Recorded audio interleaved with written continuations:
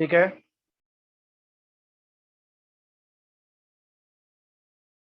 सबसे पहले निकाल लो सेक्रीफाइसिंग रेशियो। क्वेश्चन सब लोगों ने पढ़ लिया है। कह रहा है कि 5:3:2 पुराना रेशो था, नया रेशो बना है 3:2:1। और जिस दिन ये हुआ उस दिन हमारे बुक्स ऑफ अकाउंट में जर्नलिज्म, प्रॉफिट लॉस और एडवर्टीजमेंट सस्पेंस था। और साथ में एक कहानी और बोल रहा है क्वेश्चन कि बुक्स ऑफ अकाउंट को हमें अफेक्ट नहीं करना है। ठीक है बेटा, होना बढ़िया। तो बुक्स ऑफ अकाउंट को अगर आपको अफेक्ट नहीं करना है तो बिना अफेक्ट किए कैसे करोगे? यानी कि सर हमें तो गेनिंग टू सेक्रीफाइसिंग वाली एंट्री करनी पड़ेगी। बात तो सही समझे हो तुम। तो पहले गेनिंग टू सेक्रीफाइसिंग के लिए हमें क्या करना पड़ेगा बेटे? सेक्रीफाइसिंग रेशो निकालना पड़ेगा।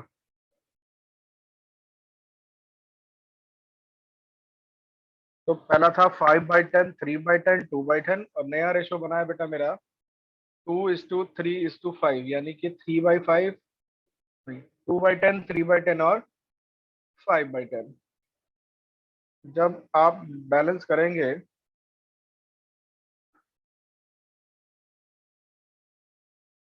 तो रेशो निकल के आएगा 3/10, वाई का 0 और जेड का -3/10। ठीक है बेटे। उसके बाद इसका नेट इफेक्ट और कैलकुलेट करना है। Net effect of profit and reserves.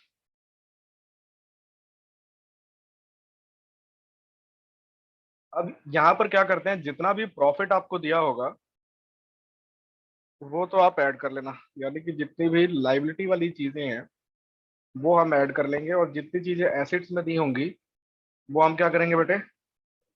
Minus कर लेंगे, यानी कि लॉसेस को माइनस करना है और एक्यूमुलेटेड प्रॉफिट्स को प्लस करना है।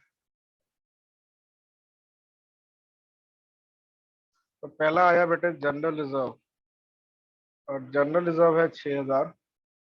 इस पे ऐड करेंगे प्रॉफिट एंड लॉस का क्रेडिट बैलेंस। देखो बैलेंस शीट में बेटा उल्टा होता है।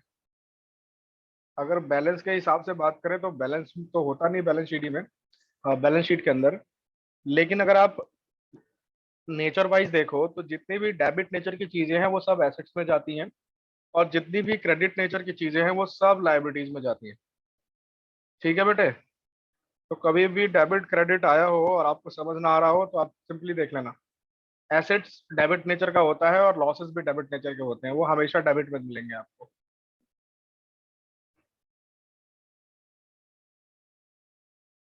एडवर्टाइजमेंट सस्पेंस जो है ये लॉस होता है, इसको हमें करना है बेटे माइनस।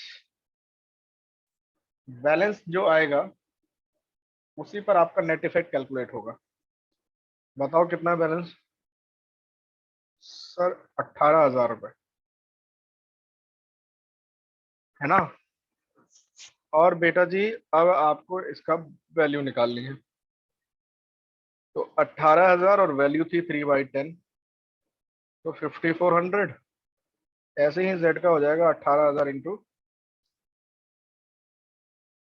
निकालो नहीं निकालो एक ही बात है, ये तो रफ का काम हो गया हमारा, है ना?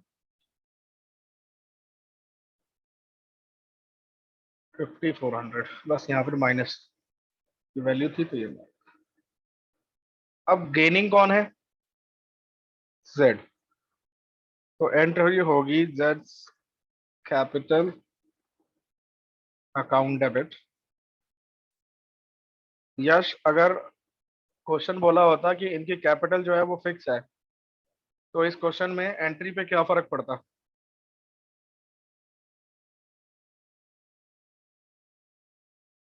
बोलो।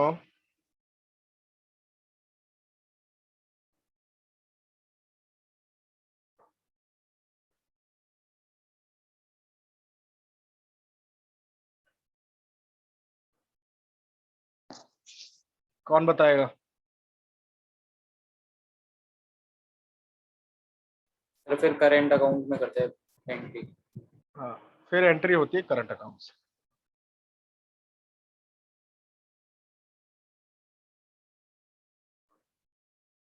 ये छोटी छोटी बातें हैं, जब पेपर एमसीक्यू में आता है ना तो यही छोटी छोटी बातें बहुत काम आती है। ठीक है ना, क्योंकि एमसीक्यू ऐसा समझ लो, आप चाइना की कोई मूवी देख रहे हो, सब एक जैसे दिखेंगे तुमको। जितने भी करेक्टर्स हैं सब एक जैसे ही दिखाई देते हैं, और आपको समझ में ही नहीं आएगा कि कौन सा वाला किसका है। तो वहां पर बहुत बारीकियों की जरूरत होती है। फिलहाल ये क्वेश्चन समझ में आ गया सबको?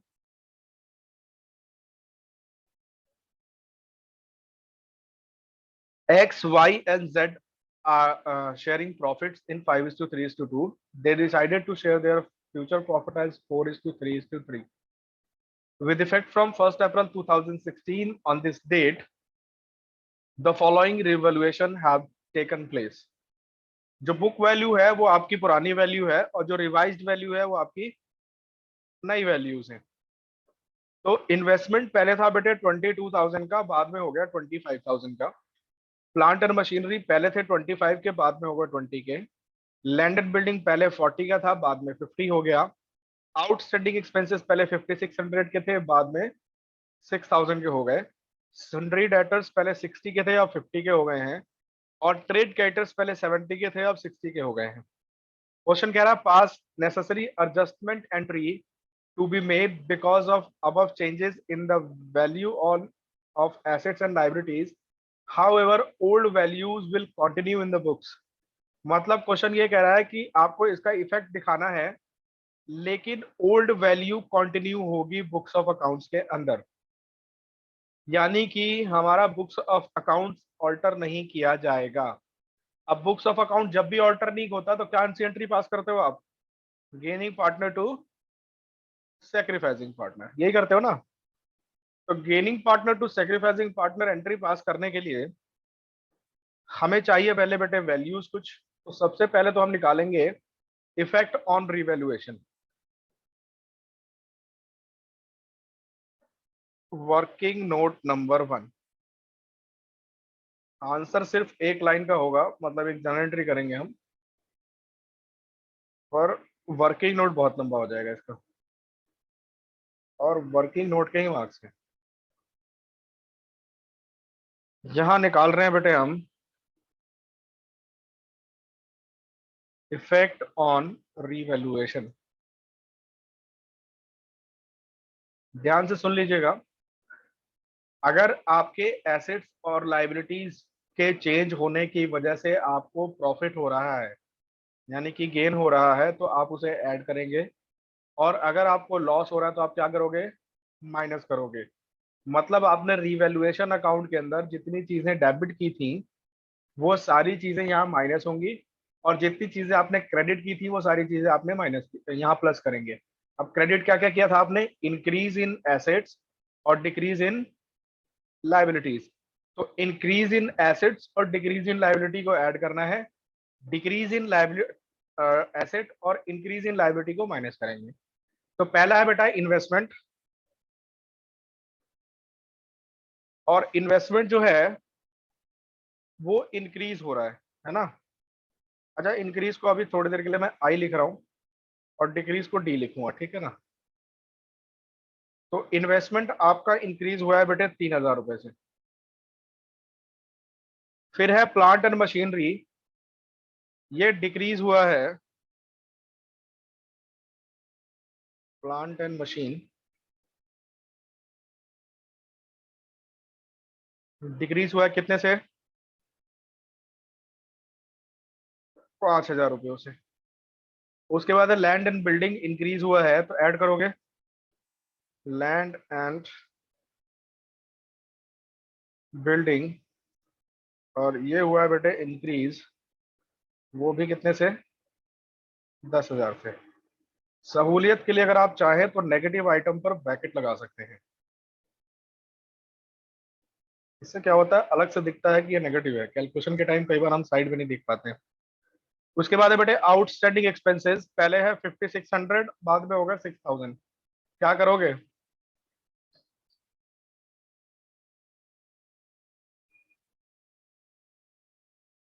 बोलो।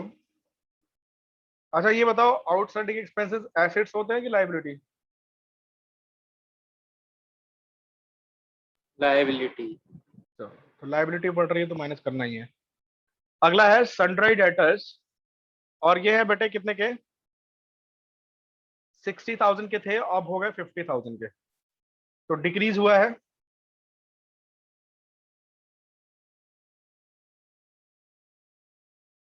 सन्ड्री डेटर्स डिक्रीज हुए हैं, और वो भी कितने से बेटे? 10,000 रुपए से। और लास्ट है ट्रेड पेबल डिक्रीज हुआ है, तो डिक्रीज इन ट्रेड पेबल यानी कि लाइबिलिटी कम हो गई, तो प्लस करेंगे।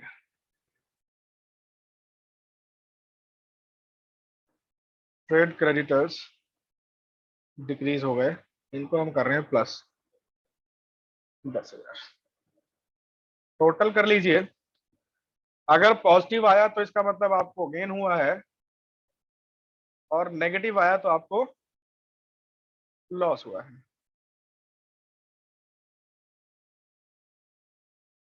कौन करेगा मेरे लिए?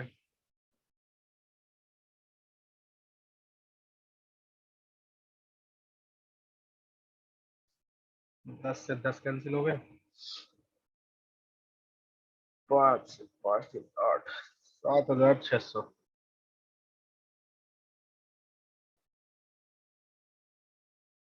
गेन ऑन रिवैल्यूएशन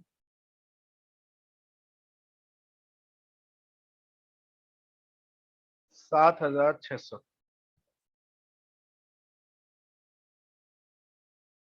ठीक है बेटे।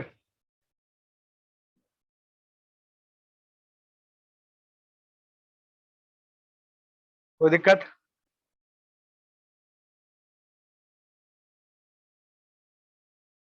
अब दूसरा working note, working note number 2, sacrifice ratio निकालेंगे। और सेक्रीफाइस रेशो निकालने के लिए हमें चाहिए ओल्ड रेशो और न्यू रेशो।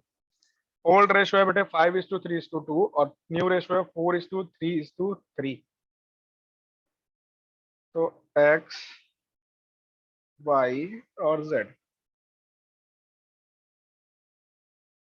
ओल्ड रेशो हो गया बेटे 5/10,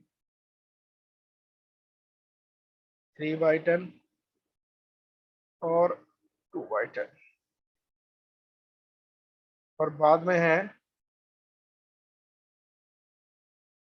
4/10, 3/10 और 3/10। माइनस करिएगा, यहाँ बचेगा 2/10। Y neither sacrificing nor gaining. और जेड बेटा गेन करेगा कितना? ऐसा कैसे हो गया? सर वो 4/10 है ना ऊपर। हाँ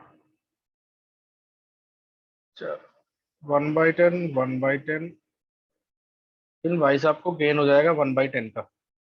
ठीक है बेटे, वही करना होता है जो करते हो आप।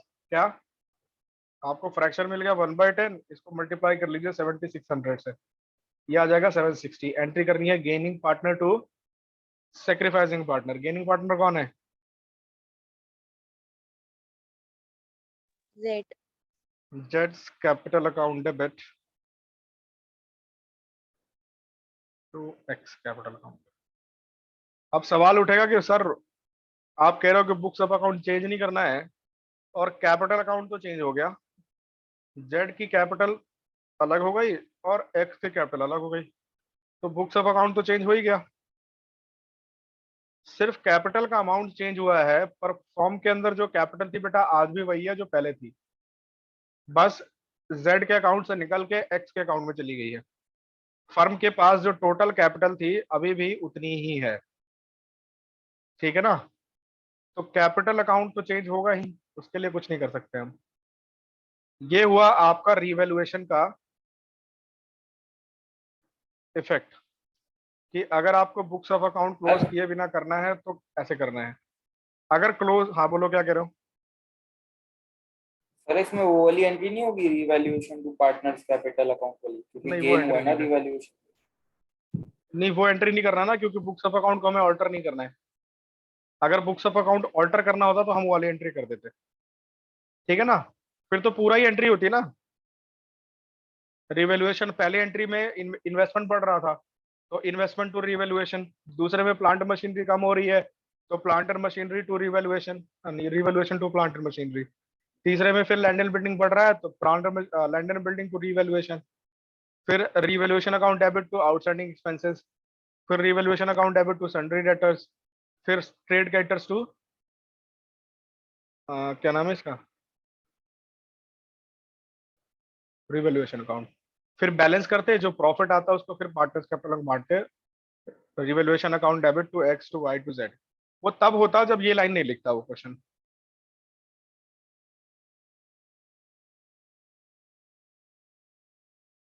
ठीक है, फिर हम यस सर। रिवैल्यूएशन अकाउंट भी बना सकते थे, जनरल एंट्री भी कर सकते थे।